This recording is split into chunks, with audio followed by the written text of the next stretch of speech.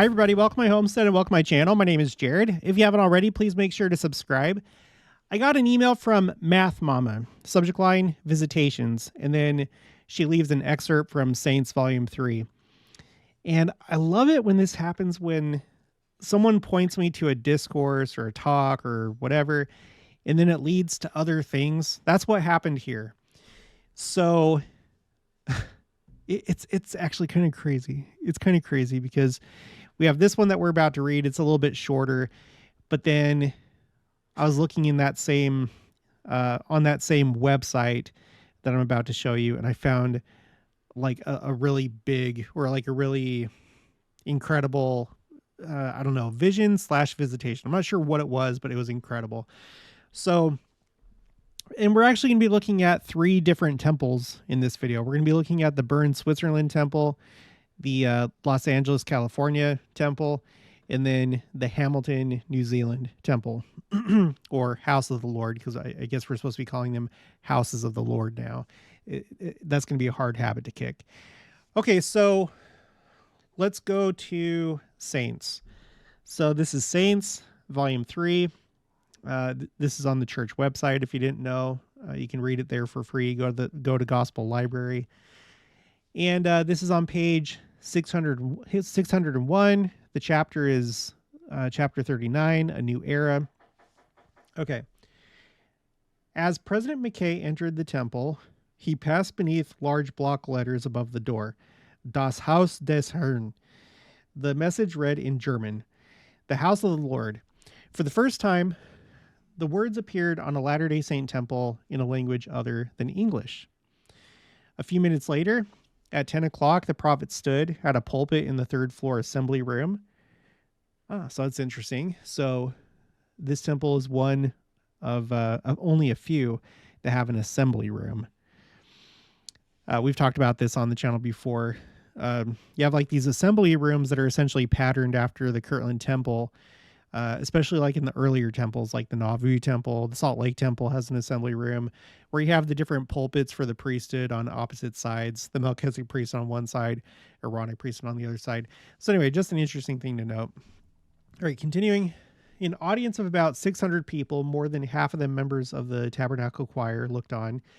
Another 900 people sat in other rooms in the temple while listening to the proceedings over loudspeakers. After singing by the choir and a prayer, President McKay welcomed all who were in attendance and remarked that past presidents of the church were there in spirit. Among them, he said, was Joseph F. Smith, who had prophesied in Bern a half century before the temples would one day be built in countries across the world. Okay, so this is very short, but there is some more to this. I'm gonna show you that in just a minute. So this is one of 2 of my most recent entries on this spreadsheet called Timeline, Visions, and Visitations. The one that we just read is from September 11th, 1955. And then the other one that we'll read later is from March 11th, 1956. And these 2 are the first ones that I have for the decade of the 50s. At the bottom of the spreadsheet, I have all the different decades from the 1820s until the 2020s. And I'm getting pretty close to having a vision or visitation or dream or near-death experience for each decade. So far, I'm missing 1, 2, 3, 4, 5, 6, 7, 8. Only 8 decades between 1820 or the 1820s and 2020s. So anyway, I have these 2 for the 1950s. Okay. So before we go on to the second one, I have more to add on to this first one from 1955 with the Bern, Switzerland temple. So, as usual, I do like to go off of, official sources and church publications and stuff like this. But even when you're looking at church publications, you want to try and get to the original source or the primary source. There's a footnote here, footnote 14, that takes you to this. And if you click on the Gospel of Doing, I guess that's the name of the talk that he gave, President David O. McKay. You click on this, It takes you to the church history catalog, Liahona in German. And I don't speak German. I took 1 year of German in junior high, so that hasn't taken me very far. You can highlight the text and then right click and then go down to translate selection in English. I'm using Chrome as my browser. And that's not a whole lot of help. Up here you can see in this little box, but when you say, it is possible for us, even if we have some human defects in us, because of the great Atufer of his brothers, ? By a page, verblow he by a neber, Robin rolled, ? About a kifik, about 3 mi atadlin. So it didn't really help a whole lot. I think it's because it's written down in this font, and Chrome probably struggles to accurately translate this or recognize the characters. So, and I don't know where to find like an English translation of this, but it's okay because I went to, it's been a while since we've been here, the University of Virginia Mormon Studies program and website, and they have this part called David O. McKay Diary Excerpts, which is such a cool resource. There's things you can only find here that you can't find anywhere else. For example, the little bit of knowledge that we have about Far West and why it's such a sacred place, we find out here. I don't know if there's other places, but we find out here in David O. McKay's diary that Far West is where Cain killed Abel. So that's why it's such a holy place. And they were going to build a temple there. There probably will be one in the future. That's going to be a historic day. But there's still a lot, I'm sure, for me to find here. It's going to take me a long time to go through this. But in this video, I was able to pull out 2 more gems. So still talking about the Bern, Switzerland temple. Okay, now we're looking at his diary entry for September 11th, 1955. At 9:15 a.m., Brother Edward O. Anderson called at the hotel and drove us to the temple. He informed us that some of the workers on the temple had been busy all night with last-minute preparations. At 9:54 a.m., general authorities of the church in attendance, the Salt Lake Tabernacle Choir, Swiss Austrian Mission Presidency, and visitors who had been admitted upon recommendation and cards were all in their seats. Only 585 of whom could see the speaker. Others were in rooms listening by means of loudspeakers. The choir rendered excellent service, and Miss Ewan Harbrecht sang most impressively and beautifully. The spirit of this opening dedicatory service appealed to our spiritual nature so intensively that it seemed that an unseen audience had joined in the most historical and momentous occasion. Excuse me. I should have highlighted that. I'm going to do that now. It seemed that an unseen audience had joined in this most historical and momentous occasion. An unseen audience. Indeed, I was deeply impressed that former presidents of the church and father and mother were with us listening in. Many of the audience were moved to tears. The order and reverent attitude of the audience was perfect. You guys, so many things, or there's so many stories that come from temple dedications. There's so many. It's not just the Kirtland Temple, it's others too. And I have some of those here on this spreadsheet. I might have, you know what? I'm probably going to have to add another column. I'm just thinking about this right now. I probably need to add another column for temple dedications, because it seems like that's a prime time to have these type of experiences. In fact, my most recent entry on here is the Brigham City, Utah temple. During the dedication, President Boyd K. Packer, president of the Quorum of the 12 Apostles, acknowledged the presence of Brigham Young, Lorenzo Snow, and Rudger Clausen. And then the second to most recent one that I have is the Mexico City, Mexico temple, where Gordon B. Hinckley said that Father Lehi and others were there. And then, of course, there's the Kirtland Temple and others. So I'll probably have to come back through here and identify those and make this new column. Okay, so we have this from his journal entry. In his journal entry, he talks about how it felt like there was an unseen audience, and he was deeply impressed that former presidents of the church were there, and his mother and his father. And then in Saints, it says that he actually said that to the congregation, and he singled out Joseph F. Smith because of his prophecy of future temples. Okay, so that's really neat. Let's move on to the next one. So we'll go from September 11th, 1955 to March 11th, 1956. Kind of weird that they're both on the 11th. I'll probably address this some other time, but like I've been getting a little bit into the meaning of numbers, and one thing that I see time and time again is like these double numbers, like 11, 22. In this case, you have 11 and 55, and this was the first European temple. The St. George Temple was dedicated in 1877.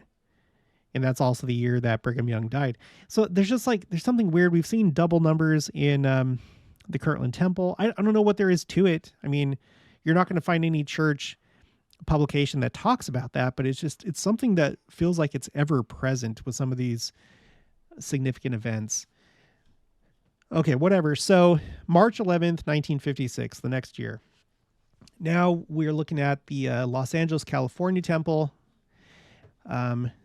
This temple has a special place in my heart. I went there when I was in the Provo MTC. I was going to the Spain-Barcelona mission. We had like some kind of issue with our visas. So we had to fly from Provo down to LA to go to the Spanish consulate to fix this problem. And while we were there, the guy that came and picked us up, he drove us to the temple. We, were there to see the outside, and we went into the lobby area, just to like go see it while we were there. So we had something to do, and I haven't actually gone through it, but I'd like to someday. It's a really big temple. It's tall and it's really big. Okay. So March 29th. No, okay. So this is like a letter that was sent to President McKay, which I guess was added to his diary. Okay. If it wasn't for that fact, I'm not sure if I would even necessarily put this on my spreadsheet. Just because, you have people that, you have some dishonest people. Like, for one thing, you have some people that just make up stories, just flat out. They just lie because they want attention. Right. You also have people that they'll tell a story, but then they'll embellish it. Maybe with no ill intent, but they just embellish it. Or, it's from somebody else so they don't remember. It's, the telephone game. So for those reasons, but with this one, I'm going to go with it because this is in President David O. McKay's diaries. Okay. Okay. So, dear President McKay, this is like a letter from Mrs. Mildred T. Handy of Calgary, Alberta, Canada. Okay. Dear President McKay, I know you are a very busy man with the burdens of this great church upon your shoulders, but I felt you would like to have a few moments to read a beautiful testimony, which seems to me to be one of the most outstanding and significant expressions of faith I have ever encountered. This morning, I received a letter from a beloved friend in San Diego who attended the dedication of the Los Angeles Temple. What she describes there so thrilled me that I felt compelled to send it to you for your consideration and enjoyment. Since it is a personal letter, I'm not enclosing the original, but have copied for your benefit those paragraphs which pertain directly to the spiritual experience she describes in the temple. Perhaps I should preface these extracts from her letter with a brief introduction of my friend so that you can understand and judge her testimony better by a knowledge of her background. She is a pure Samoan woman of noble blood. Her father, Chief Soliai was a high chief in American Samoa who has been a staunch defender of the gospel in those lands. I understand you have been in his home at some time and may recall the family. I'm going to pause right here really quick. I just want to point out because, I don't know when the next time is going to be that I, go into this at length, but I just want to point out that Polynesians are recognized by the church as having been descended from Nephi.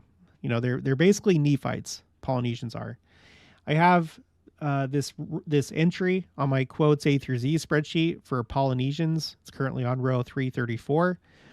And let's just look at this most recent one that I have. This is from President Spencer W. Kimball. This is 1977, and he's addressing the Samoan saints. He says, I thought to read to you a sacred scripture which pertains especially to you, the islanders of the Pacific. It is in the 63rd chapter of Alma. He then read the account of Hagoth. And so it seems to me rather clear that your ancestors moved northward and crossed a part of the South Pacific. You did not bring your records with you, but you brought much food and provisions. And so we have a great congregation of people in the South Seas who came from Nephites and who came from the land southward and went to the land northward, which could have been Hawaii. And then the further settlement could have been a move southward again to all these islands and even to New Zealand. The Lord knows the Lord knows what he is doing when he sends his people from one place to another. That was the scattering of Israel. Some of them remained in America and went from Alaska to the southern point, and others of you came this direction. And I have more. This is Mark E. Peterson of the Quorum of the 12 Apostles. As we met with the people in Sauniatu, we prayed with them, we spoke to them, we sang with them, and again recognized that these people were but representative of all the Polynesian saints, and that the Polynesian saints are characterized by a tremendous faith. Why do they have this great faith? It is because these people are of the blood of Israel. They are heirs to the promises of the Book of Mormon. God is now awakening them to their great destiny. As Latter-day Saints, we have always believed that the Polynesians are descendants of Lehi and blood relatives of the American Indians, despite the contrary theories of other men. And in case you want to read more, I have much more. I still need to change everything over to my new format. These are some of my older quotes on this spreadsheet, but I have a bunch of them. It's not just a few statements. It's a bunch of different statements. So I thought it'd be good to remind ourselves of that. Okay. That may have something to do with this experience that she had. Okay. So through a sad chain of circumstances resulting from a tragic marriage to an American naval officer, Lorraine, her name in Samoan is Noa Noa, and her 8 children were brought to the United States during the war. Her children during previous years had all been born in Honolulu. Her story, of course, is too involved to relate here, but this much I do feel you should know. Through a faith which I can only describe as superlative, she has triumphed over some of the most bitter and heart-rending trials a woman can experience in this life. She has been both father and mother to her children, teaching them to meet the problems of life with fasting and prayer and unquestioning acceptance of every experience as part of the plan by which the Heavenly Father schools his children for eternal life. Today, she goes regularly to the temple and has done considerable research and sealing work for her family that had not been done before. She is filling her 3rd consecutive call to stake missionary work, and she and her companion together have brought many entire families into the church. My acquaintance with Lorraine Cravens dates back many years. It was only last summer we left San Diego to stay in Alberta a while. I came to know Lorraine as intimately as I know my own sisters, having shared the Spirit of the Lord with her on many occasions, in the temple, at conferences, in stake and ward meetings, or in mutual prayer as we counseled together over a vexing problem. Knowing that many things which Lorraine has overcome in her life, Her intense desire to serve God and atone for past mistakes and the magnificent childlike faith which she has developed and sought to instill within her children is not hard for me to believe that her spiritual eyes were opened the day of the dedication of the temple of God. Okay. So all this that we know about her, her incredible faith, her heritage, perhaps. Okay. On the day of the dedication of the Los Angeles, California House of the Lord, her spiritual eyes were opened. Okay. The following are extracts from her letter just as she wrote it. Quote, "Well, my dear, I didn't expect to attend the dedication, but it was something like going to the temple for the first time. 2 days before the dedication, after fasting and much praying, because as usual there were no finances and our little Chevy was about to give up the ghost, the children and I were invited to go with Luis and Dick. We went up Monday and luckily got in the assembly hall where the authorities were presiding." So yeah, that is lucky because that's not very much room. "Mildred, there were times I have much desire to see the Savior or some indication of glorious vision. But on this day, it seemed just like any other day. We separated when we got to the temple. After shaking hands with Elder Sohn, Marky Peterson, and Elder Kimball, my thoughts turned to you, and I thought if Russell were present among those thousands. I thought too of some of our converts who were there. Then followed wonderful talks by Clifford Young, Marky Peterson, and then by President McKay. And here we go. The most divine, wonderful music was rendered. Then President McKay commenced the dedicatory prayer, and over his head, in the background of that great building, it seemed like it was opening up all of a sudden. And Mildred, the hosts of heaven came to my view in such arrays and whiteness beyond your whole imagination. And in the midst of all of it was God the Father and Jesus the Christ sitting on a throne of the whitest of white and surrounding golden materials and more white of its purity, and Jesus on the right hand side. I saw among the hosts of heaven Moses, Abraham, Adam, and all the righteous of old and modern times, and a glimpse of the prophet Joseph Smith and Brigham Young, and many, many others. And the light, and from where they came was eternity itself." That is crazy. And yet you have to wonder how she knew she was seeing Moses and Abraham. Maybe in that moment, you're allowed to like remember, like beyond the veil of forgetfulness, or maybe it's being revealed to you, like you remember him, or, this is Moses, this is Abraham. She doesn't detail how she knows that, but it's really neat that she was able to recognize each one of them. And you have to wonder who else she saw. Okay, anyway, even as I'm writing this, I'm crying, and my very being is trembling from the wonders of it all, that a mere nobody and a sinner like me should behold such a thing.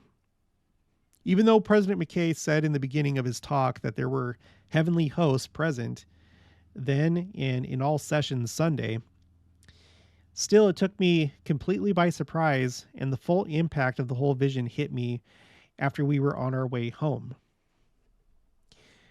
Now, I just want to point out here, President McKay, it's not the Bern, Switzerland temple. This is the Los Angeles, California temple. And he told them, that the heavenly hosts were present. And it'd be interesting to see what he saw or what he felt or what he knew. But he knew that they were there. Okay, in the temple, I was just weak and sobbed, and I wasn't alone in tears. I should highlight this. I was just weak. I'll explain why in just a minute. Okay. To be able to gaze into that realm and see them both, I vaguely made out Jesus' countenance, but the Father, no. Yet they were both in that temple, and the most wonderful thing was the appearance of approval for President McKay. It was so real, Mildred. His white hair was such a different white from the scene above his head, and he stood there with bowed head, so small, so human in comparison with the heavenly beings above him, and smiles of approval on their countenances. So you see, yeah, you can see how maybe President David O. McKay might like to have this letter and see that they were pleased with him. Heavenly Father, Christ, all of them, Joseph Smith, pleased with David O. McKay. Okay, I shall carry the memory to my grave. Why did it happen to me? I am a weak woman, and the things I have done and still do aren't always in tune with him. ... Looking around on all the congregation of saints, there came the full realization of how we were threatened with evil and how small and puny men are, and that without his strength, we haven't a chance to survive under the power of the adversary. How wonderful if we could always be strong to keep his commandments. Bill couldn't talk for the longest time outside. Bill's her 14-year-old son. Bill couldn't talk for the longest time outside. He went and stood by President McKay's car and shook hands with him. When he met me, he said, "Oh, Mom, I just shook hands with the prophet and I'm shaking all over." There was such power from him that I feel so weak and trembling. Okay, so here we have Lorraine. She had said that she felt weak, and then later her son, after shaking hands, well, presumably because of shaking hands with President McKay, he said that he felt weak and was trembling. And we've talked about this before on the channel, pointing out that this is something to people when they're translated. I'm not sure that they were translated per se. Maybe they were. I don't know. But, translated, transfigured, whatever. Choose whatever you want to call it. Joseph Smith, after the first vision, he reported feeling weak, and then we have it in the Pearl of Great Price with Moses after he was in the presence of God. Later, when he was left to himself, it took him hours to recover. So I just want to point out this little detail. I think that's really interesting that they both felt weak after, seeing and experiencing these things. It makes sense. All right. I know others may have seen what I saw. If not, I know not why. ... After the choir sang during the services, many in the audience and I heard the heavenly hosts pick it up. So this is another thing that I'm looking for whenever there's like angelic choirs or choirs from the other side of the veil that are singing. I'm collecting those too. I'm collecting those accounts on my quotes A through Z spreadsheet. It's currently on row 23, called Angels, Angelic Choirs. And this one will make my third one that I've collected so far. So we have an account of an angelic choir at the dedication of the Manti, Utah temple. We also have an account of a angelic choir at the Logan, Utah temple.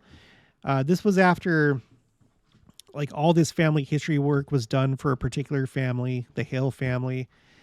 There's a whole story behind that. Once it was completed, there was light one day at nighttime coming out of the temple. People from the neighborhood thought that the temple was on fire, and there was music. There was singing coming from there. And later, President Wilford Woodruff confirmed that that family was allowed to go to the Logan, Utah temple to like celebrate all their work being done, the completion of that amount of work that had to be done. And so now we have this from Lorraine Cravens, and I guess I should add right here,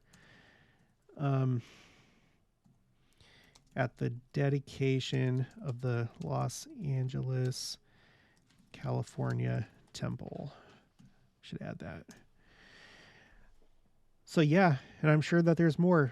I've told you before, my grandma said that she used to be a janitor for the church. The church used to hire janitors to clean the buildings. And she had some experiences, and one of those experiences was hearing like a choir in the chapel. You know, I believe her. I do. It's my grandma. I don't expect you to believe her. I do. But it's so cool. I love this stuff. Okay, continuing on. I know God is merciful and forgiving of so many wrongdoings. So far, I haven't told anyone of my experience except you, Jack, her son at Brigham Young University, and Georgia, her missionary companion. She, of course, cried with me and knew in her heart that I indeed was given that manifestation for a reason. Whatever reason he allowed me to behold such a thing, I do not know, save it is for my own good. But it scares me to death almost at the thought of the penalty I will have to pay if I ever deny my testimony of his divinity. It leaves me with awe and a desire to be alone, that I might not be subject to the outside world for fear of breaking a law, even to the tiniest one. I do not know how much he will bless me with in the future, for after what I saw, I think I have had my share. I even feel like I shouldn't ask for any more, for he has blessed me far too much according to my standards and faithfulness. I'm just a pebble in his kingdom, and never in my wildest dreams hoped for such a blessing. I know you both rejoice at things in this letter. I know you both rejoice at things in this letter, for the spirit of the gospel is in you, and I thrill at sharing it with you. I just can't bring myself to talk about it to anyone else. It's too sacred. It's too sacred a thing to me. I still can't get over it. I have that highlighted because this is how I felt after going to Kirtland this year. I was there for the eclipse. It was the day after conference. It was just, oh my gosh, I'm still not over that. And I didn't even see anything other than the eclipse, but I definitely felt the spirit there. It was amazing. I assure you. In these same diary excerpts, we've read about David O. McKay and his experience going to the church sites in Missouri, and how it seemed like each one of them really had an effect on him. Like it almost like changed him. And he said a number of times that feeling was like still with him, that he was still just so impressed by the sacredness of the places in Missouri. And I've felt that too. Okay, so I'm sure that you guys have had your own things, either going going to certain church locations or having your own spiritual experiences. You don't forget it. You don't. It impacts you. Okay, I tremble and yet am at ease with everything. Great peace has come to me, and all sorrow, trouble, and heartache has melted away. President McKay, and that's the end of the excerpt from Lorraine's letter. Back to Mildred. President McKay, I know that your soul rejoices at evidence and expressions of faith within the membership of the church today, and that is why I felt you would particularly appreciate the testimony of this beautiful, humble Samoan sister.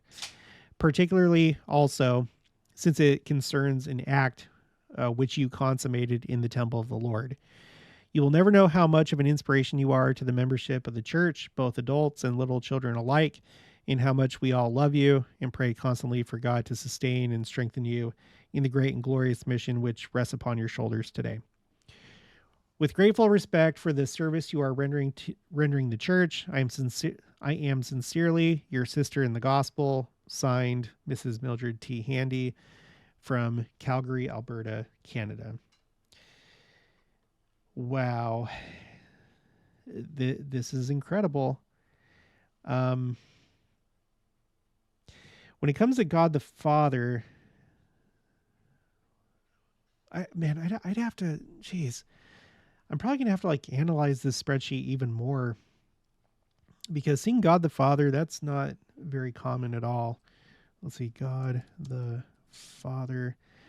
It looks like I have, okay, so I got this one. So that's 1, 2, 3, 4, 5. So far, I have 5 different times that God the Father has been seen.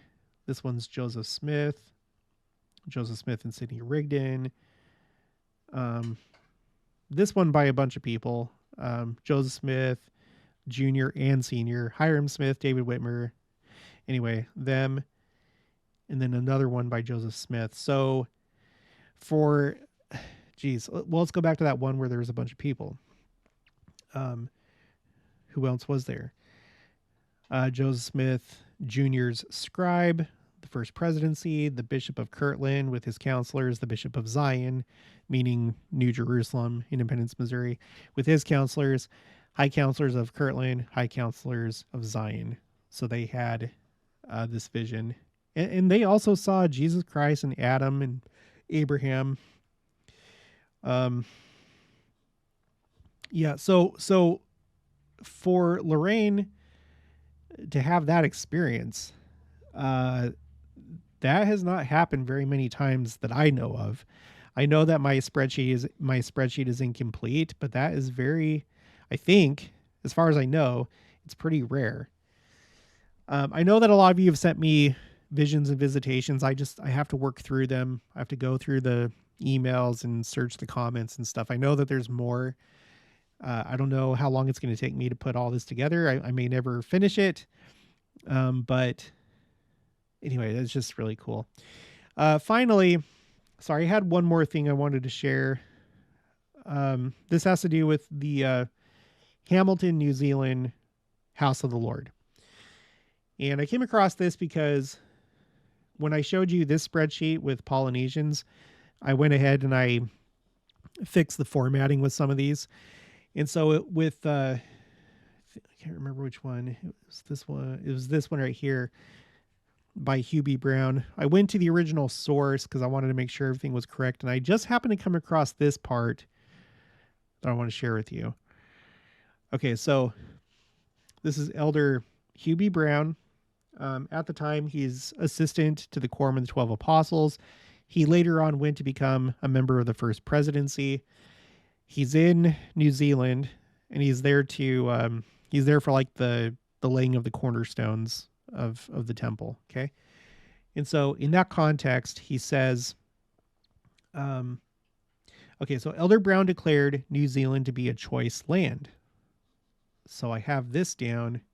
I've created a new row for New Zealand. Okay. New Zealand to be a choice land.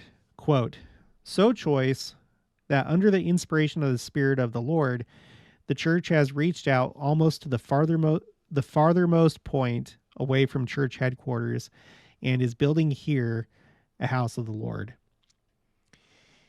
So, and then of course there's the story about the Maori, how I guess for a long time they had a prophecy that missionaries would come to them, and that's what happened. And then in mass, I think most of them joined the church, and with what we just read before, them being descendants of Hagoth and therefore the Nephites, it makes sense that something like that would happen. But the farthermost point away from church headquarters, and this was one of the first temples of this dispensation. LDS temples, chronological. Let's just look at this really quick. I think it's, look, the 11th. It was one of the first international temples. The first international temple was Cardston, Alberta, and then Bern, and then after that, Hamilton, New Zealand. So that's really cool to think about. All right, that's it for this one. So if you haven't already, please make sure to subscribe, like this video if you liked it, leave your thoughts and opinions down in the comments below. Also make sure to share it, and I'll talk to you guys later.